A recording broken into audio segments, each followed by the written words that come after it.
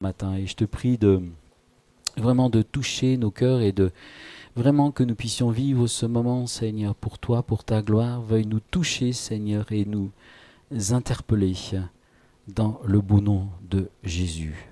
Amen. Jérôme a parlé la semaine dernière d'une femme stérile qui est devenue une femme fertile. Et je n'avais pas l'intention nécessairement de parler de la femme, mais ce texte de Jean 4 est venu fortement sur mon cœur. Et je vais parler d'une femme rejetée, qui va être une femme acceptée et transformée, et qui sera un instrument de salut pour son peuple. Nous lisons dans Jean chapitre 4, verset 3, que Jésus veut se rendre en Galilée. Et le passage le plus court, et j'ai mis la carte pour nos amis, le passage le plus court, c'est de passer par la Samarie. Voilà, tu peux peut-être montrer, il était en Galilée, Michael, si tu veux, et puis ensuite... et il va vers Samarie, c'est pas très, la carte n'est pas très nette, hein, vers Sichar, par là. Et les Juifs évitaient ce passage et ils passaient le long du Jourdain. Vas-y, si tu peux montrer. Ouais, voilà. Donc en passant sur cette partie, donc à droite, ils évitaient pour rejoindre la Judée. Ce passage, en fait, c'est pourquoi il ne passait pas par la Samarie? Parce qu'il y avait une vieille histoire d'animosité entre ces Juifs et ces Samaritains. Il serait un peu long d'expliquer l'origine de ces malentendus. Mais donc, beaucoup de Juifs contournaient, donc passant par cette province qui est à droite, que je cherchais tout à l'heure, la province de Péri, et la rive orientale du Jourdain, côté droit sur la carte. Jésus a un plan. Et son passage au travers de la Samarie n'est pas anodin. Parfois, il peut nous faire passer dans certains endroits parce qu'il veut nous faire vivre une expérience. Et nous ne comprenons pas. Parce que ça peut être, je dirais, une terre d'hostilité. C'était une terre d'hostilité pour Jésus et ses disciples. Et son projet est de détruire un préjugé fort chez les Juifs au sujet des Samaritains. Qui sont les Samaritains? C'est une population qui a été quelque part importée. Au départ, il y avait des Juifs. Le peuple d'Israël s'est divisé en deux. Il y avait des Juifs et un empereur d'Assyrie est venu, a pris en captivité ces gens, les a emmenés très loin dans des territoires d'Assyrie. Et pour que le pays ne soit pas désert, il a pris d'autres personnes et les a placés sur ce territoire. Jérôme en a parlé, je crois qu'il en a parlé 2 ou 3 fois, sur ce territoire. Il les a placés sur ce territoire. Donc c'était plus des vrais Juifs, même si on avait quelque part voulu conserver des coutumes, c'était plus des vrais Juifs. Et donc ils ne connaissaient pas clairement les lois de l'Éternel, la loi de l'Éternel. Ils avaient encore leurs idoles et leur culte animiste. Et ces habitants étaient appelés des Samaritains. Ils n'avaient pas de bonnes relations avec les Juifs de l'époque. Et ils sont rejetés. Parce que le culte en Samarie est un culte qui est faussé. Je vous prendrai un autre exemple. Les catholiques sont allés évangéliser en Amérique du Sud. Et ce qui est étonnant, c'est que quand on regarde un petit peu cette période historique avec quelques gravures qui restent, c'est qu'ils ont fait des compromis. Ils ont bien accepté la religion des Blancs, mais sur les toits, il y a plein encore d'idoles à leur Dieu. Donc c'est pour vous faire un petit peu la relation de ce qui s'est passé avec ces Samaritains. Jésus arrive à Sichar. Identifié autrefois avec Sichem. Le nom de cette ville a beaucoup changé au cours des siècles, étant considérée comme une ville de mensonge, une ville de perdition. Aujourd'hui, c'est plus un village, mais elle porte le nom de Naplouse. Et si vous allez en Israël, vous allez donc le voir. Jésus s'arrête dans le village. Il fait halte près d'un puits.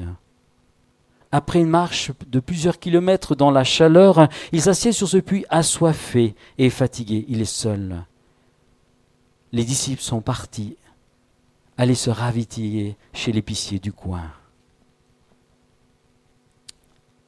Comme je le disais tout à l'heure, c'est pas en vain que Jésus se passait par là. Il a un plan, il a un projet. Et je pense, et je citerai deux sœurs qui sont dans l'église. Un couple un jour est tombé en panne sur l'autoroute. Il a été dépanné par un couple qui avait un garage et dont la famille s'occupait des dépannages sur l'autoroute. Ils leur ont laissé un livre, le livre du témoignage du papa Peter Schmidt, de Jean Peter Schmidt. Et cette famille a été touchée, elle a voulu en savoir plus, et elle est venue nous rejoindre dans cette église. N'est-ce pas, Ginette et Audrey? Donc Dieu peut nous utiliser dans des moments qu'on ne comprend pas, des moments où il y a peut-être des hostilités. Et ce couple-là a eu à cœur de témoigner à ce couple de garagistes.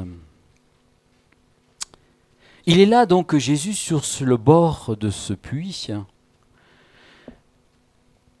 et arrive une femme. Voir une femme arriver, c'est une chance. Parce que peut-être qu'il va pouvoir boire. Il n'a pas d'ustensile pour puiser de l'eau dans ce puits, le porter dans sa bouche. Et dans Jean 4, verset 7, il dit « Donne-moi à boire. Donne-moi à boire. » Il y a trois choses qui sont anormales dans ce petit, quelque part dans cette phrase, dans ce texte. Vous avez certainement joué à ces jeux, et c'est souvent plus l'été où on joue à ce type de jeu. À ces jeux qu'on trouve dans des magazines où on joue trouver l'erreur, trouver le rébus, trouver ceci, trouver cela. Et là, il y a une erreur par rapport à la culture de cette époque. Quelle est l'erreur? Quelle est l'erreur? Allez, je vais vous aider. La première erreur, c'est qu'une femme parle à un homme à cette époque-là. La seconde, c'est qu'il n'est pas habituel qu'une femme... Je vous trouve pas trop ce matin, je sais pas ça, c'est le matin.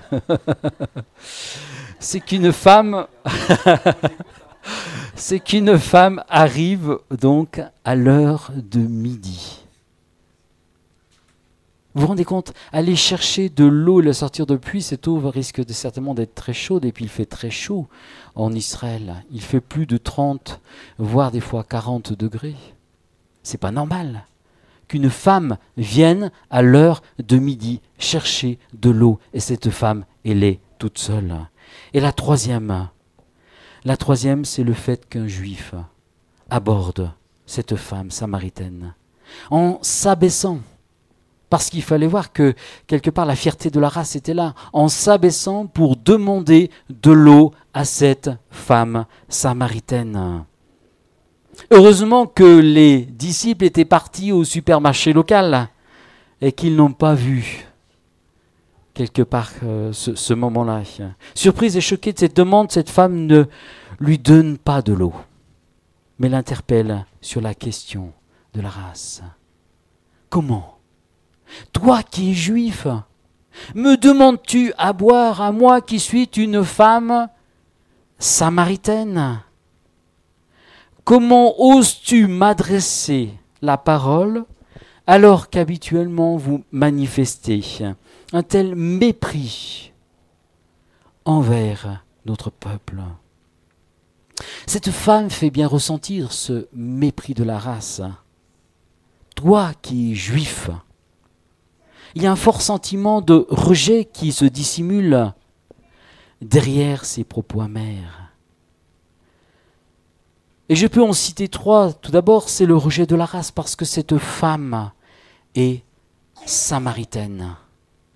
Elle fait partie de cette nation qui est rejetée, de cette nation qui est méprisée des Juifs de l'époque. Et il y a entre ces deux peuples plus de l'animosité que de bonnes relations. Le rejet aussi de la femme dans une société qui est quand même fortement et très fortement, c'est plus le cas aujourd'hui, même s'il y a encore du sexisme, très fortement dominée par les hommes de cette époque. Et le rejet aussi, et ça c'est encore plus fort, le rejet de son village, qui l'a conduit à puiser de l'eau aux heures chaudes de la journée à cause de sa vie déréglée. C'est ce que nous allons apprendre dans la suite du commentaire. Madame Larrivée, psychologue, a écrit « On n'éprouve pas le rejet, on subit un rejet et on éprouve des émotions à son sujet. On subit un rejet et on éprouve des émotions à ce sujet. La gamme d'émotions déclenchées par le rejet est vaste et d'intensité diverses. Mais il s'agit toujours d'émotions pénibles. Et Jésus ne répond pas, vous avez remarqué, il ne répond pas à ce reproche. Il ne rentre pas en querelle avec cette femme. Il ne s'agit pas ici de se mettre en avant, mais Jésus veut susciter la curiosité de cette femme. Et il l'a fait déjà une première fois parce qu'il lui a adressé la parole. On dit généralement d'ailleurs, une petite boutade, que les femmes sont plus curieuses que les hommes. Je risque de me faire lyncher à la fin. Elle répond par un ton ironique. C'est vrai? Il confirme. Elle, Seigneur, tu es bien malin de me demander de l'eau. Avec un peu d'humour, d'ironie. Mais où est ton seau pour puiser de l'eau dans ce puits? Or tu le sais, le puits est profond. D'où vas-tu tirer de l'eau naturelle? Crois-tu que tu es plus grand que notre patriarche Jacob? Tiens, elle se rappelle du patriarche Jacob qui nous a foré ce puits pour abreuver sa famille, celle des descendants. Son édifice est encore visible, mais toi, qu'est-ce que tu fais, toi? Oh, il y a une sorte de fierté, un petit peu d'orgueil de se dire, ouais, notre patriarche Jacob avait fait ça, mais toi, qu'est-ce que tu fais? Alors Jésus poursuit l'intrigue. Elle lui parle d'eau naturelle, mais lui parle d'eau désaltérante venue d'ailleurs. Elle reste sur des données qui sont fictives, parce que cet homme est démuni de tout instrument pour puiser de l'eau dans ce puits profond. Et ce qui lui semble d'ailleurs complètement incohérent, lui, Jésus parle d'eau vive. Vous savez, c'est très intéressant pour l'évangélisation, ce texte. Jésus ne répond pas à sa question. Il ne rentre pas dans la polémique. Il répond par une autre question et une autre affirmation. Cet homme qui est devant moi affirme être capable de me donner de l'eau qui coupe la soif afin que je ne fasse plus la corvée d'eau. Cette femme se dit, mais oula, ça doit être quelqu'un de un peu d'étrange. Et s'il y a quelque chose quand même qui commence à m'intéresser, parce que cette femme venait à midi faire sa corvée d'eau, évitant les autres femmes parce qu'elle était méprisée à cause des hommes qu'elle a connus, à cause de sa vie dont on ne sait pas trop grand-chose. Est-ce que c'était une vie déréglée ou comment ça s'était passé? Elle était considérée comme quelque part une femme de mauvaise vie, une sorte de traînée. Ces paroles semblent toucher son cœur quand cet homme parle d'une boisson qui coupe la soif et se poursuit jusque dans la vie éternelle. Et on est en plein dans un message mystérieux et ésotérique. Cet homme lui apporte la solution de ne plus faire la corvée d'eau, qui est une vraie torture pour elle.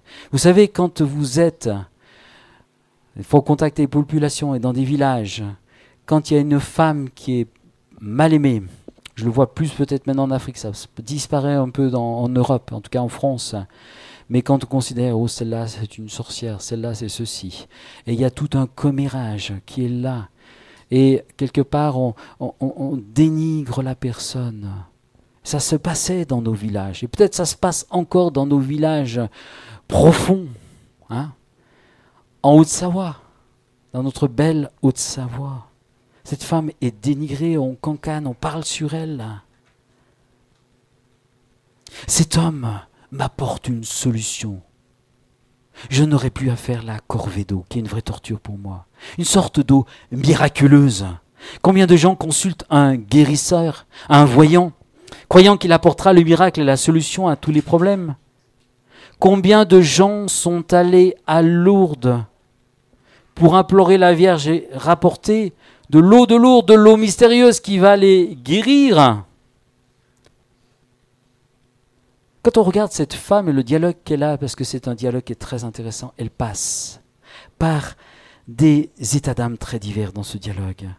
De la surprise à l'incompréhension. Du rejet exprimé, voire même de la colère qui est au fond d'elle. Toi qui es juif, tu oses me demander cela. On sent que c'est de la colère qui est là dans son cœur.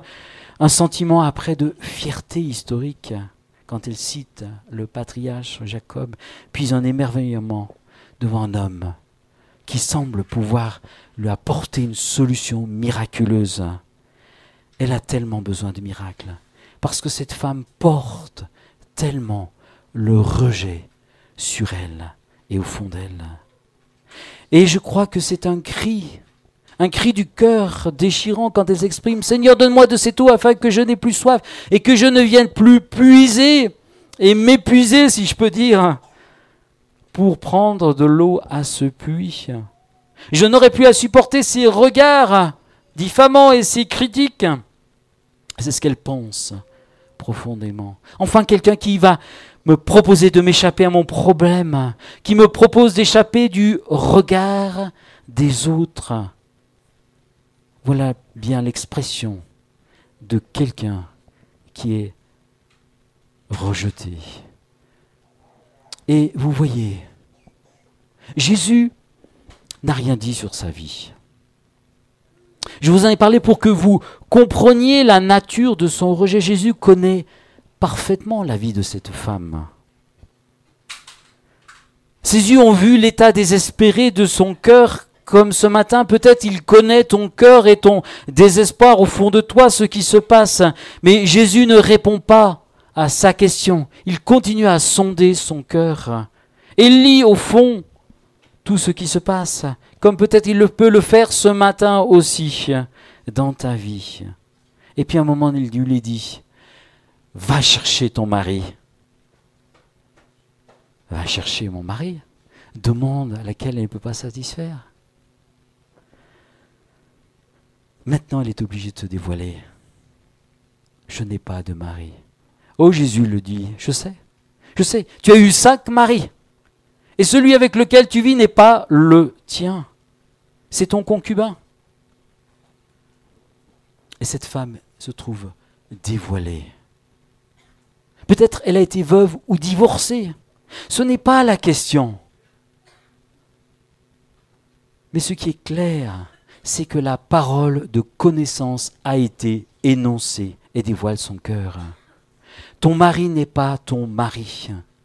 Combien la parole de connaissance est importante pour toucher le cœur des gens. Et ce n'est pas simplement dans le cadre d'un culte, mais ça devrait être dans la vie courante où nous devrions être animés quand nous abordons les gens de cette parole de connaissance, pour qu'on ait une connaissance de la situation et qu'on dise voilà, c'est ça ta vie. Je ne te condamne pas. Mais c'est ça ta vie. Je l'ai vu. Le Saint-Esprit me l'a montré. Et Jésus veut faire quelque chose dans ta vie. Amen. On limite trop les dons spirituels au culte, à la vie d'église. Alors qu'ils peuvent très bien se manifester quand on parle aux gens autour de nous. Et cela lui permet d'ouvrir les yeux et de voir clair que l'homme qui lui parle est prophète. Toutefois, cette femme va essayer de se défiler. Alors elle lui dit, « Oh, nos pères, ils ont adoré sur cette montagne. Vous savez, c'était le schisme qu'il y a eu en Israël. Ils ont adoré sur cette montagne. Et vous, les Juifs, vous adorez à Jérusalem. Alors toi, qu'est-ce que tu dis? Qu'est-ce que tu dis, toi? Et je pense que Jésus a dû la regarder avec un certain sourire. Et il lui dit, l'important ce n'est pas d'adorer sur une montagne ou d'adorer à Jérusalem, mais Dieu veut faire autre chose, des adorateurs en esprit et en vérité, des adorateurs en esprit et en vérité. Vous savez, quand des fois vous parlez avec des gens et que les gens sont touchés dans leur cœur, et puis à un moment donné, il y a un argument qui ressort. Oui, mais au fait, regarde toutes ces guerres, regarde tous ces massacres, regarde toutes ces injustices, regarde ce qui se passe dans le monde. Mais où est Dieu dans tout cela? Et pourquoi il ne fait rien pour l'empêcher? Et si vous répondez à ce type de questions, des fois vous allez vous en mêler. Comment allons-nous répondre à cette personne? Dans cette histoire, c'est que le doigt de Dieu vient de pointer la cause profonde de la détresse de cette femme. Sa vie est un champ de ruines au niveau affectif. Et peut-être que toi, tu vis dans ce rejet, dans cet échec profond dans ta vie. Peut-être que ce sentiment de rejet, ta crainte de l'avenir, de l'échec est tellement fort qu'il te paralyse pour entreprendre quelque chose dans ta vie et t'épanouir. Combien de gens se sont battus pour une réussite professionnelle et personnelle, et puis au moment de la réussite, crac, ils sombraient, parce qu'au fond d'eux, le sentiment profond de rejet était là, et ils ne pouvaient plus aller plus loin. Combien, j'ai beaucoup de témoignages là-dessus. Et vous savez, le rejet n'est pas seulement quelque chose que des fois vivent les non-chrétiens, mais parfois des chrétiens sont pas encore guéris de ce rejet qui les paralyse dans leur vie. Cette femme est coupée de ses relations avec les autres femmes. Elle trouve un peu d'amour avec cet homme avec lequel elle vit parce que les autres femmes lui font la guerre. Certains choisissent la voie de l'homosexualité car ils sont tellement brisés et humiliés par des paroles dures d'un parent dans leur enfance qu'ils recherchent la personne avec laquelle on leur fera le moins de mal. Certains recherchent aussi des relations sans lendemain. D'autres choisissent la drogue, d'autres choisissent se défoncer dans le travail, dans le sport pour ne pas entendre cette souffrance intérieure qui les lamine au fond d'eux, qui les dévore. Mais le remède à cela, c'est Jésus. Et si tu vis cela, le remède, c'est Jésus. Il va faire de toi une nouvelle créature. Il va changer ta vie si tu reconnais ton péché. Cette femme vivait dans le rejet. Elle était effrayée par, quelque part, de sortir au milieu de ces femmes. Et c'est pour cela qu'elle devait y aller certainement discrètement à l'heure de midi pour aller puiser un peu d'eau, pour le ramener à sa maison.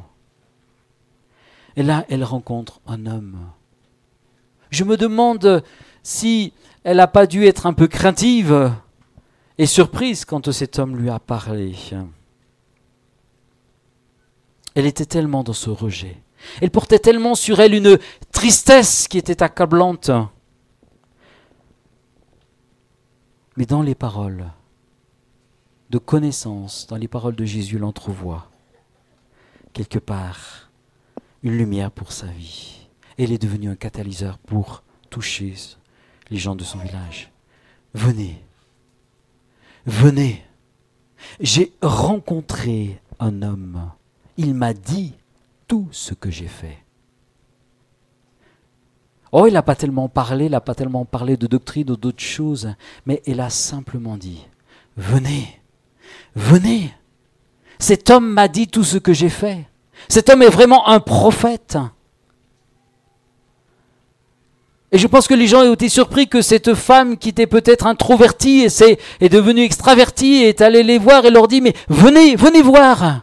N'hésitez pas, n'ayez pas peur, venez voir. Cet homme Est-ce qu'il n'est pas le Christ? Elle dira-t-elle. Et le village s'est déplacé et ne fut pas, si on peut dire, déçu de leur voyage. Ils crurent et devinrent disciples de Jésus. Cette femme était résignée. Sa vie était devenue un enfer. Jésus est venu pour la rencontrer. Et le village, plusieurs Samaritains, nous dit le texte, crurent en lui. J'étais un peu... Plusieurs crurent en lui à cause de son témoignage. Il m'a dit tout ce que j'ai fait. Amen. Et ces hommes ont dit, eh bien maintenant ce n'est pas à cause de ce que tu nous as dit, mais nous, quand nous l'avons vu, les paroles qu'il a exprimées, qui ne sont peut-être pas écrites dans ce texte, mais les paroles qu'il a exprimées, eh bien nous aussi on reconnaît qu'il est le sauveur du monde, que cet homme-là, ce juif-là, est un prophète. Et quand cette femme est allée voir son village, elle leur dit, écoutez, ce juif-là, il est différent des autres. Il a un message d'amour, il a un message, il a quelque chose qui nous touche, qui me touche. Vous vous rendez compte un petit peu la force qu'il y a eu à ce moment-là? Et ces gens-là se sont dit, mais allons voir. Peut-être par curiosité, mais allons voir. Et ils ne furent pas déçus, mes amis. Leur cœur a été touché et ils ont été sauvés. Et elle n'a pas eu peur de ces villageois. C'est elle qui les invita à écouter le message qui les toucha. C'est aussi une espérance pour toi ce matin. Veux-tu croire et accepter que Jésus brise tes chaînes, te libère des peurs, te libère des rejets? Veux-tu t'approcher de lui? Je discutais avec une jeune fille dernièrement qui est venue ici et qui, quand il y avait trop de monde, eh bien, elle fait des crises de tétanie. Elle a besoin de délivrance, de guérison. Il y a des choses profondes qui sont dans son cœur. Combien de gens, des fois, viennent... Je me souviens d'une sœur, une fois, elle me disait, écoute, est-ce que tu peux prier pour moi? Elle n'avait pas peur des serpents, mais elle avait peur des araignées. Et dès qu'elle voyait une araignée, je vous assure, elle me disait, je monte sur la chaise, j'ai peur. Incroyable. Je me dis, mais attends, tu rêves. Moi, j'ai plus peur des serpents que des araignées, je me fais un plaisir de les écraser. Et cette dame était terrorisée par les araignées. On a prié pour elle, tranquillement. Quelques mois plus tard, elle se marie et un jour, elle me dit, écoute, l'homme que j'ai marié vit dans une ferme, alors le ménage, c'est pas son truc. Et je me suis mis à chanter et à enlever toutes les toiles d'araignée. Et après, elle s'est rappelée, mais dit, au fait, j'avais une peur incroyable des araignées. Elle s'est rendue compte que Dieu l'avait guérie, libérée de cela. Et ça s'était fait tranquillement. Amen. Il est capable de nous guérir. Même en tant que chrétien, il est capable de nous transformer. Le rejet peut peut-être te bloquer dans ta vie. Mais Jésus est capable de le briser. Et la réponse, elle est en Jésus. Et la réponse aussi est dans la maison de Dieu. Amen. Il y a des gens qui se sentent rejetés à cause de leur race. Des gens qui se sentent rejetés à cause de leur vie, à cause de ce qu'ils portent. Mais Jésus est capable de te guérir, de te transformer. La maison de Dieu est une maison de paix, une maison qui accueille, une maison qui accepte aussi même les personnes handicapées, qui prient pour elles, qui les aiment, qui les entourent. C'est la maison de Dieu. Amen. Amen. C'est important. C'est la maison de Dieu. Combien c'est important. Jésus est capable de briser toutes tes chaînes.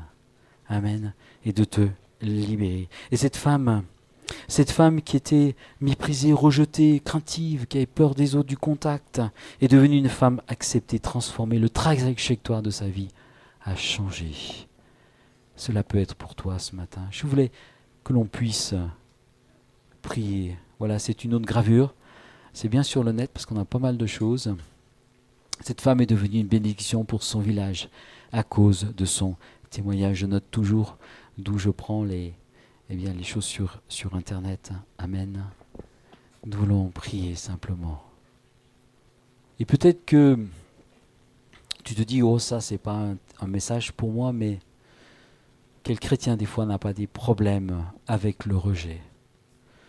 De se sentir pas bien, de se sentir peut-être mal aimé, mal accepté. Ah, je me sens... Vous savez, c'est souvent des fois peut-être à l'adolescence où... Et c'est pas seulement les jeunes filles, mais des fois les garçons me sentent trop maigre, trop petit, trop gros, trop grand, trop ceci, trop cela. J'ai un nez, j'ai des boutons, hein. Mais parfois aussi dans la vie d'adulte, eh bien on a peut-être ce sentiment-là de rejet. Mais si Jésus est dans ton cœur, pleinement, si tu es pleinement guéri, tu es tel que tu es, et Jésus t'aime. Amen. Jésus t'aime. Il aime tout le monde. Amen. Amen, c'est important. Nous allons prier. Amen. Et peut-être si vous avez encore ce sentiment profond de rejet qui ressort au travers de vous, peut-être que tu es là pour la première fois ou tu es déjà venu, tu n'as jamais entendu parler de l'évangile, où tu as vraiment pris conscience que Jésus pouvait toucher ton cœur et te transformer. Ce message aussi est pour toi et tu peux t'approcher de lui et lui dire dans ton cœur, écoute Seigneur, je viens à toi comme cette femme samaritaine. Je te donne mon cœur. Je te donne ma vie. Je me sens mal aimé. Je me sens parfois pas respecté. Et je porte sur moi cela. Mais je sais qu'en toi tu as cette solution pour me guérir et pour me transformer. Je viens à toi. Je t'ouvre mon cœur.